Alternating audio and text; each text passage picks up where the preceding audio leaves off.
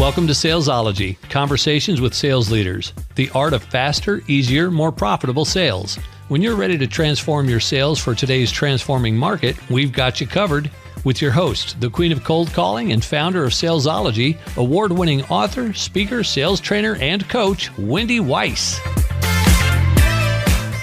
Hi, welcome to Salesology, conversations with sales leaders, the art of faster, easier, more profitable sales. And I'm your host, Wendy Weiss. I am the founder of Salesology and the Salesology Prospecting Method. I'm also known as the queen of cold calling. And today I am very excited to be able to introduce Todd Giannattasio, whose company is Tresnick Media. And he's a veteran marketing expert who has been featured by Entrepreneur, Forbes, the Huffington Post. He has a proven system to grow brands online and build engaged audience in our just constantly evolving and changing digital world. And his combination of fundamental principles and modern marketing strategies are what create a force multiplier for businesses. Todd's been working in digital communications and marketing since 2003. He's worked with some of the biggest companies in the world, from Universal Records to BASF, and with growing startups and small businesses. And I am so excited to welcome Todd Giannattasio. Welcome, Todd. Thank you very much, Wendy. I'm super excited to be here. I'm excited about this conversation. And I think the pairing of what we both do is really just a strategy for domination for the listeners today. Absolutely. So let's begin, Todd, at the beginning. Tell us your story. What's the backstory here? How did you get to where you are today? Yeah. So, I mean, the gist of it is graduated college, corporate communications, doing interactive media, building websites, quote unquote, social media in 2006 and 7, right? Like whatever the social media that was at the time. And I worked at a huge company, and I just knew cubicle life, was not it for me forever. And so the point came where things coincided well for me to really look and say, all right, working at this huge company, I'm doing work that I don't know if it's good or bad. You put it out into a black hole, you send it to your VP, who sends it to a manager in another department who uses it for some who knows what. And did it work or not? I don't know.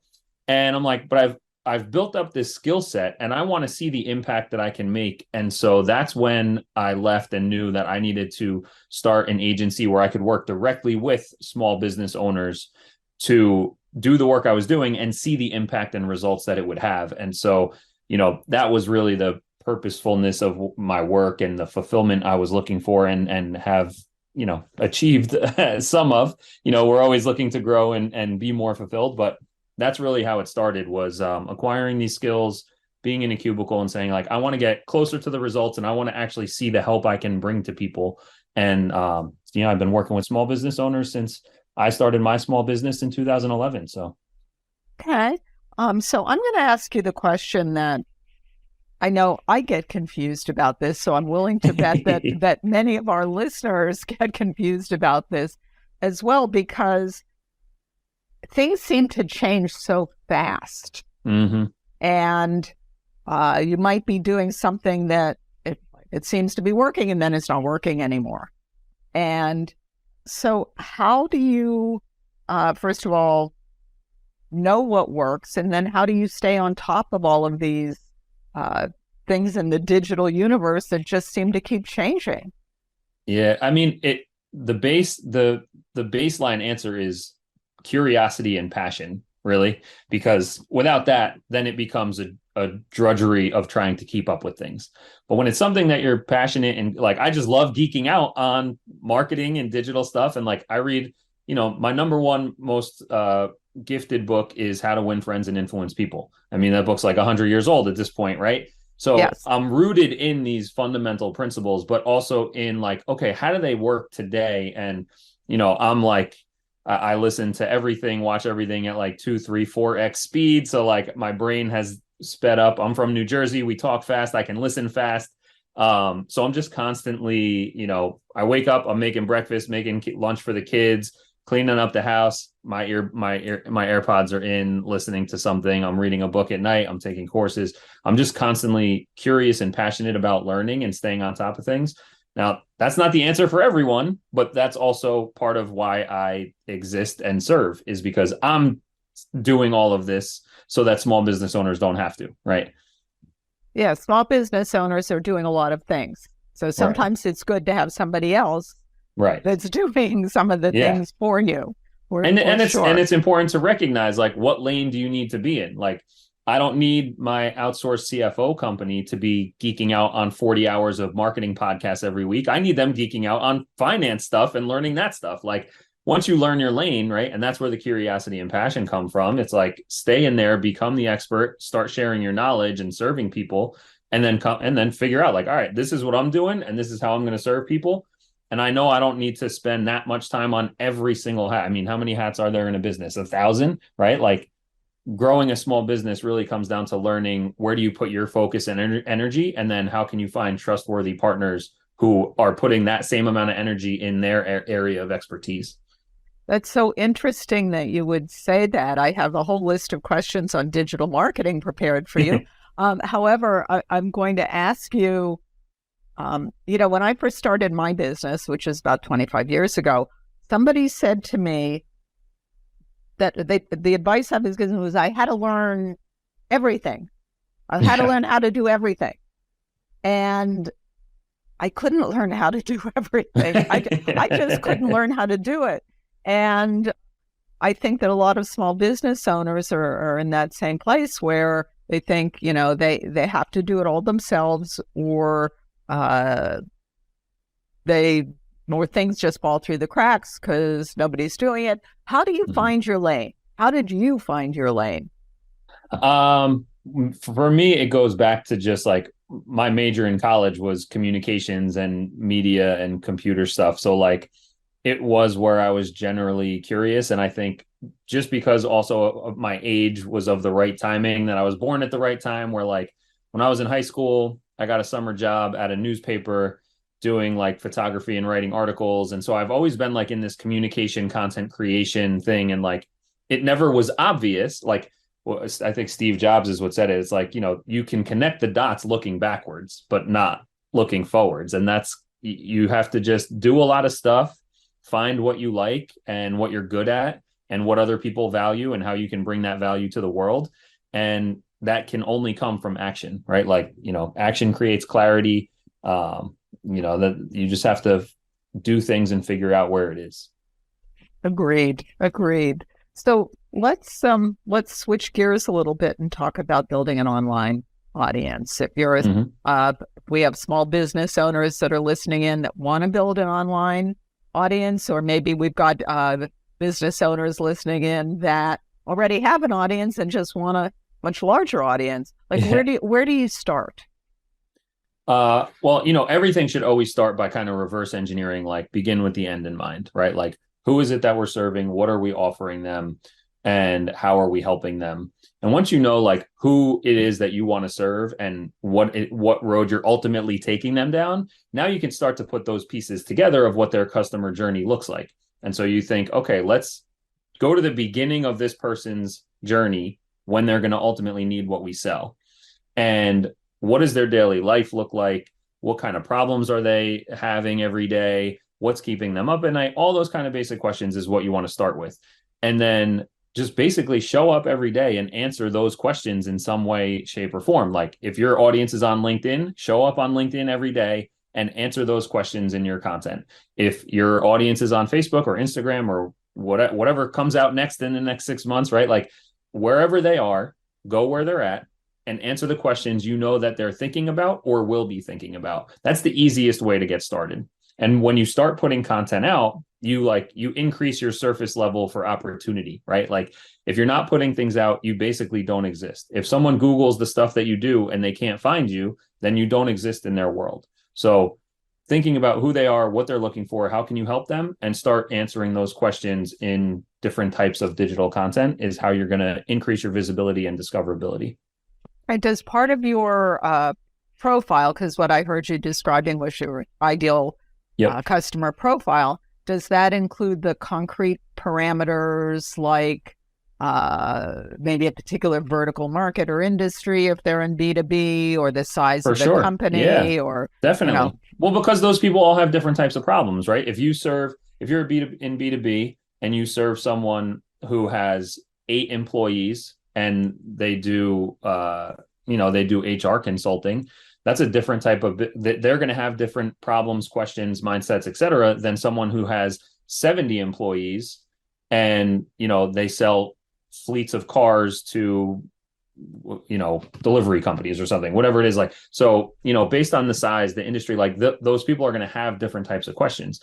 Now, again, depending on your business model, and like, we talked about SMBs being the people that, both of us like to serve and support. And like, the definition is like, 1 to 500 employees, 0 to $250 million in revenue or whatever. Like, it's a huge window of like, okay, there's a 10-person company and there's a 100-person company, and they fall into that same bucket. So being able to segment that, is going to help you speak to it. And then here's the other trick to it is, and this can help growing into new industries, is picking one industry to speak to.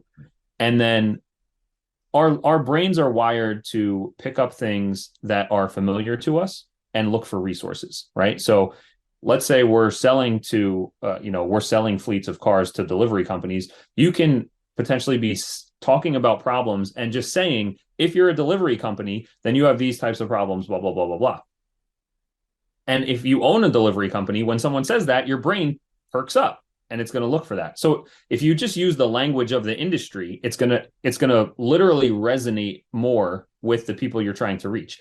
You could take the same substance of your content, the same problems you're solving, and then flip it and say, if you're an insurance business owner and you need help with blah, blah, blah, blah, blah. Like, so just using the words and language of the industry will help you connect and resonate more with certain people. So the more specific you can get, the more connected you're going to feel with the people you're speaking to.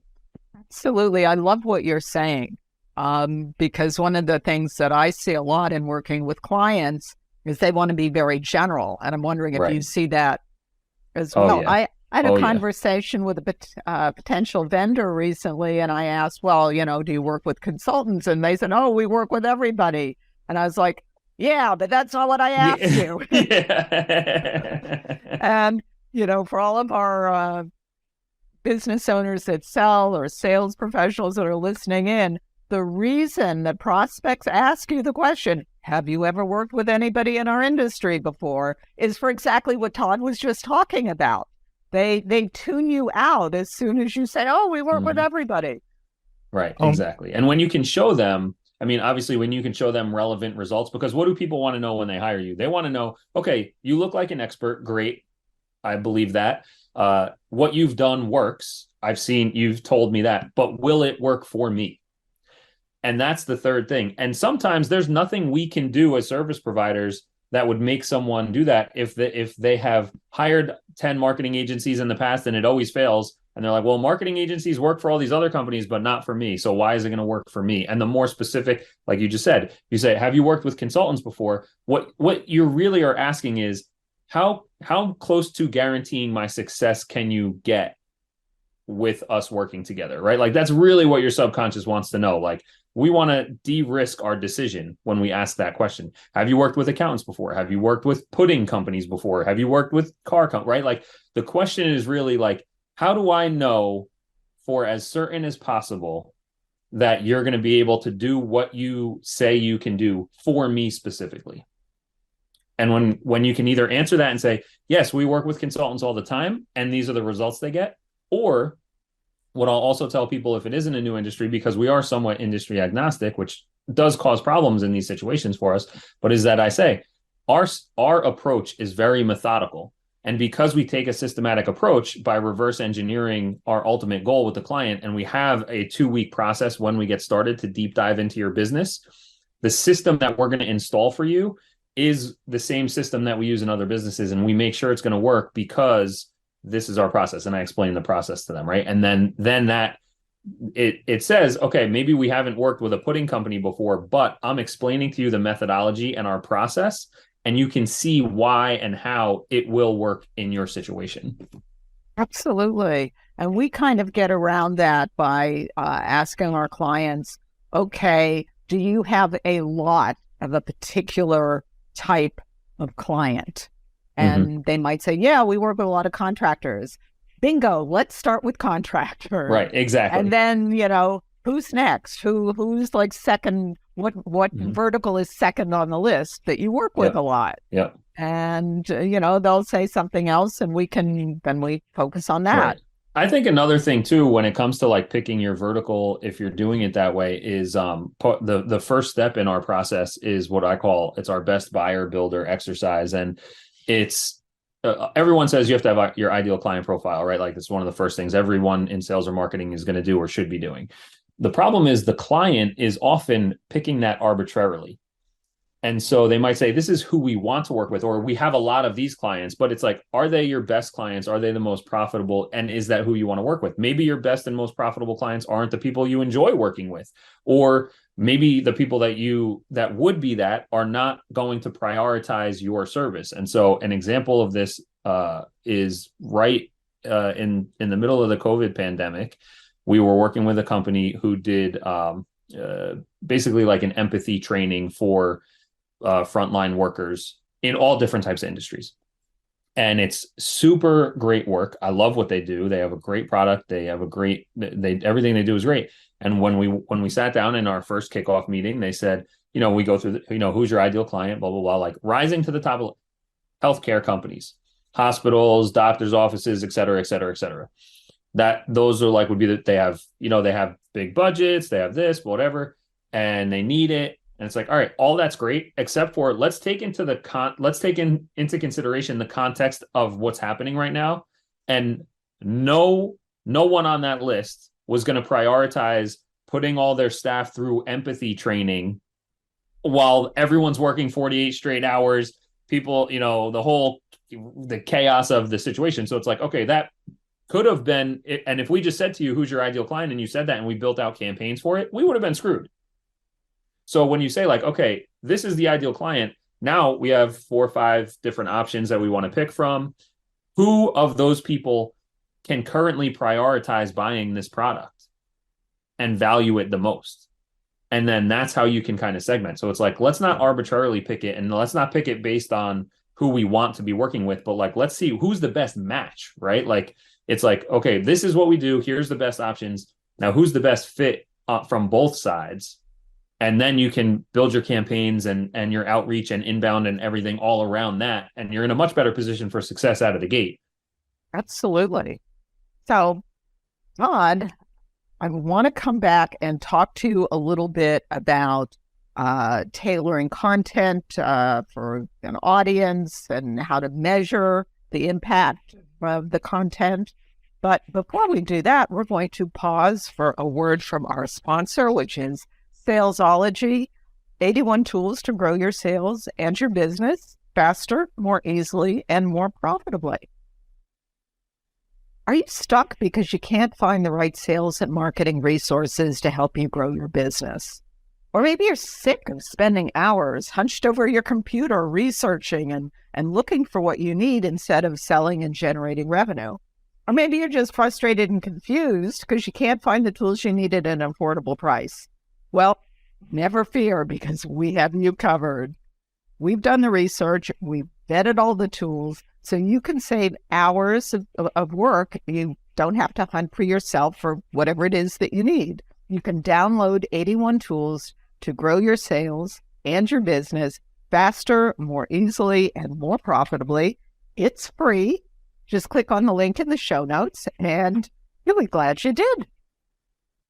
So we are back with Todd Giannattasio, whose company is Tresnick Media. And so let me ask you this, Todd. We talked about creating that profile, who's the best fit, ideal prospect for your company.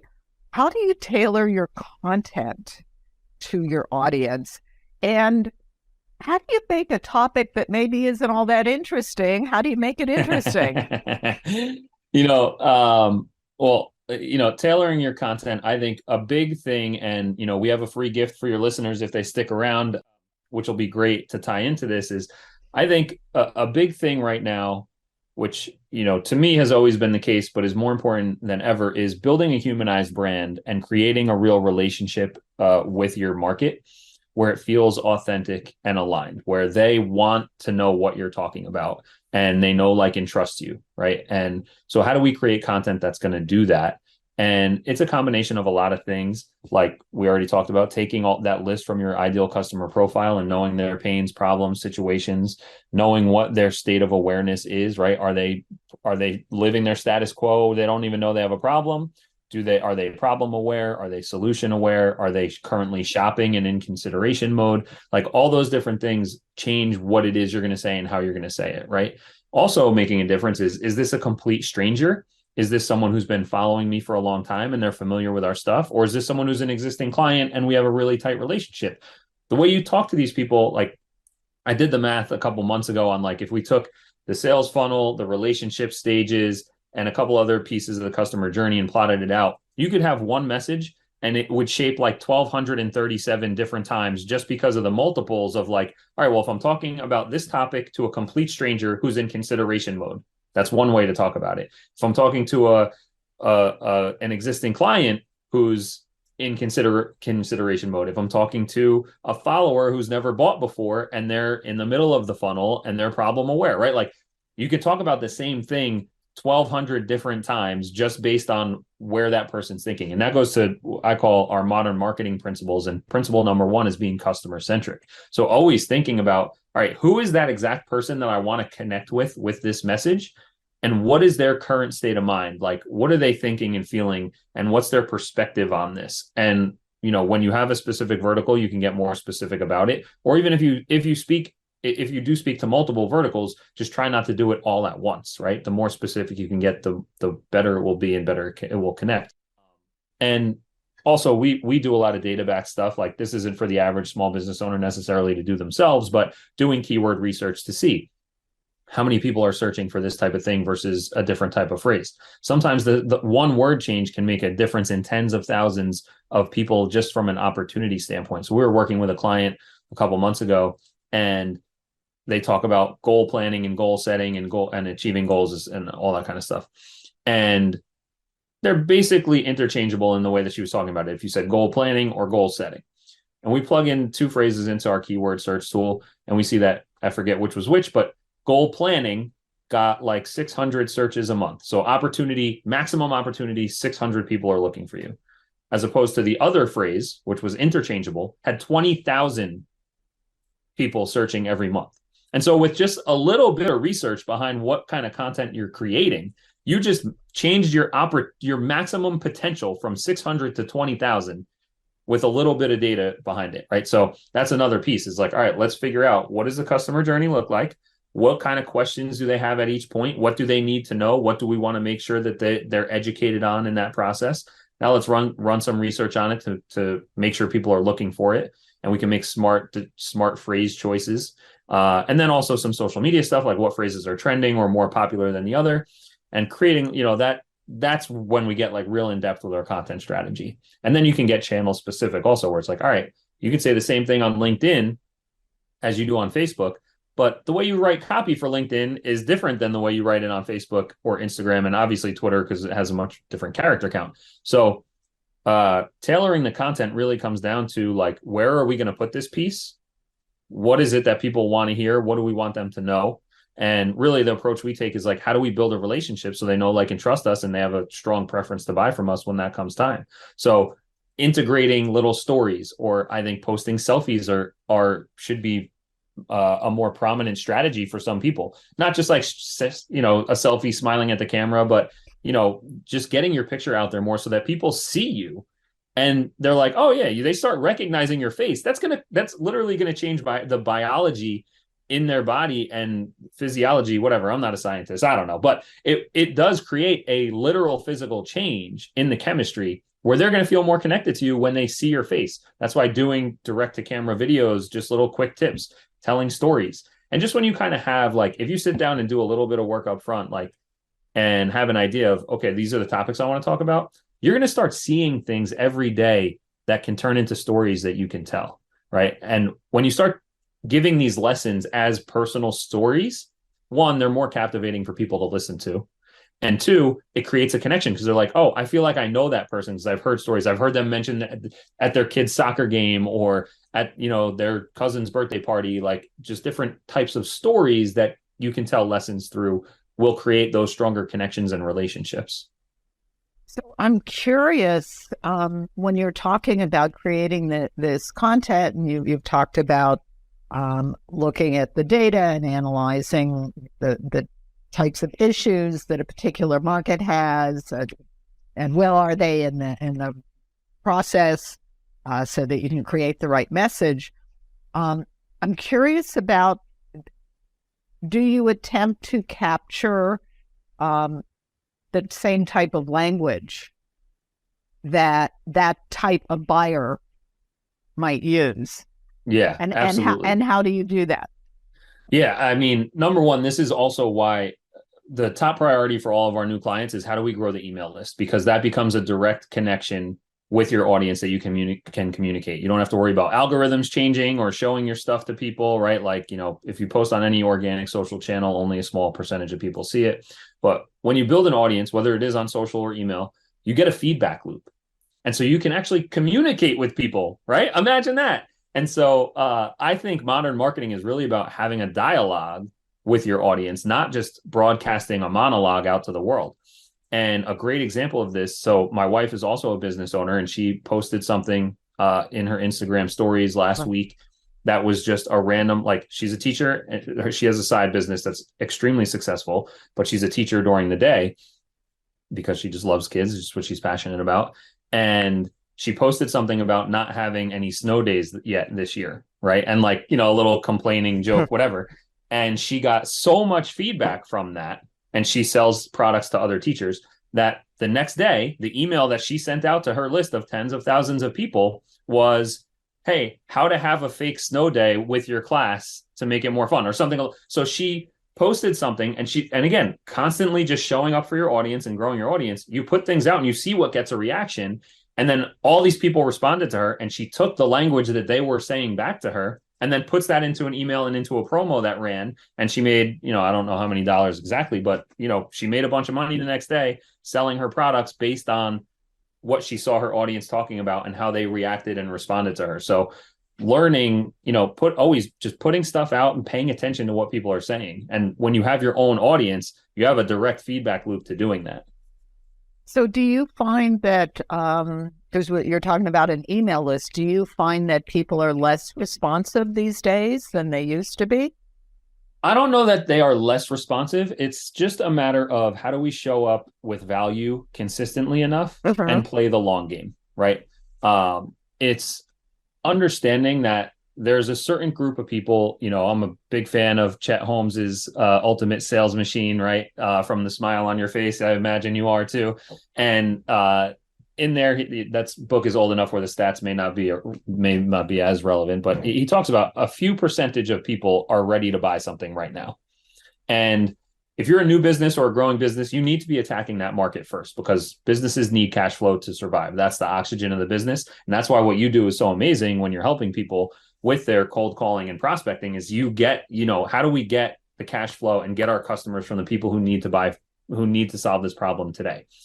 But what about the people who are not ready to buy today and they're going to be ready to buy in 6 months or 18 months? Because that's like 85% of buyers don't buy from a new brand until after 3 months of their first interaction. So how do we just connect with them and then show up consistently enough? Because we don't know when they become the buyer, right? Like, we're speaking out, and we try to get responses, but we don't know when that's going to happen. A perfect example is us talking right now.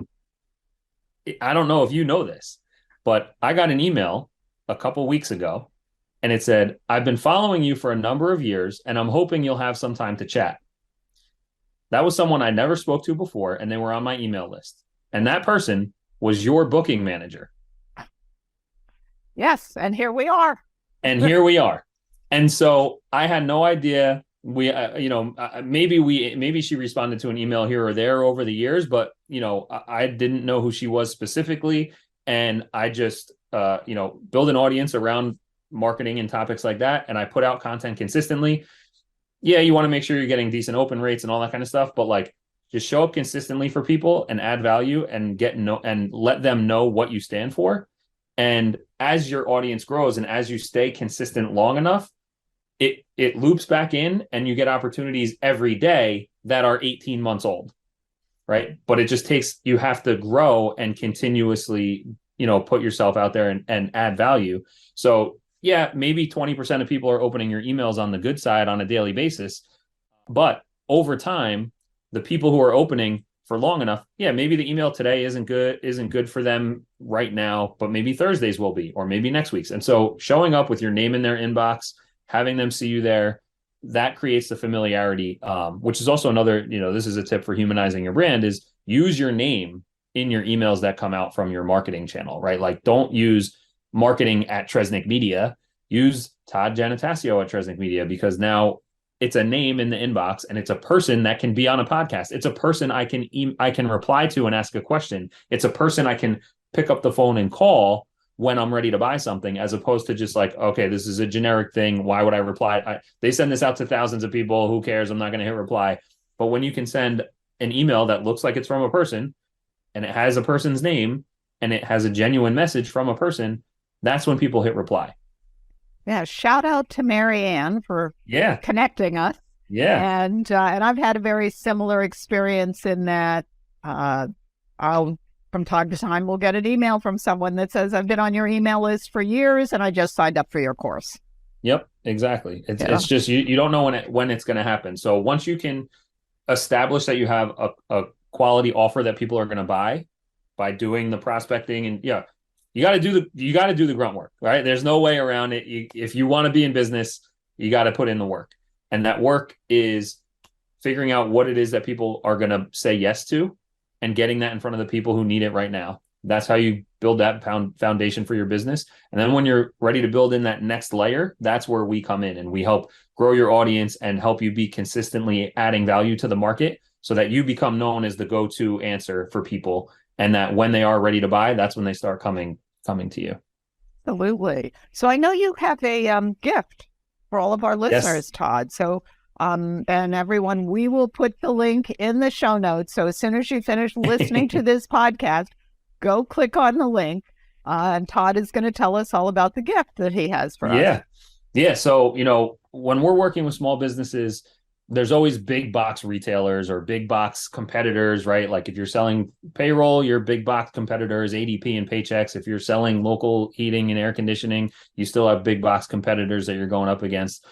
And really, I said before, I'll say it again, is I love helping that growing small business really beat those big box competitors. And so the free gift is around how do you beat your competition? And you do that with creating and growing quality relationships with your audience. And that's what this free gift, this guide is going to help you understand how to do. How do you create those relationships at scale so that you can be ahead of your competition, right? Like, and it's literally ahead of your competition, because if your competition is primarily just going after that 5% of the market that's in buy mode right now, let's get you literally ahead of them by going after the people who are going to be buying in 6 months and establish that relationship so that in 6 months, there's no competition.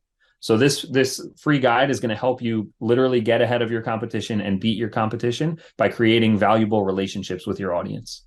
Okay. I believe it's actually called Beat Your Competition. Is it not? Yes. Okay. That says it all. So we will post, the link is in the show notes. Finish listening to this podcast and then go click on the link so you can download Todd's gift that will teach you how to beat your competition. And where can people find you, Todd? The best place to find me is probably on LinkedIn. I have a very long name, Todd Giannattasio. So to make it easier for everybody, if you want to connect, go to toddg.me.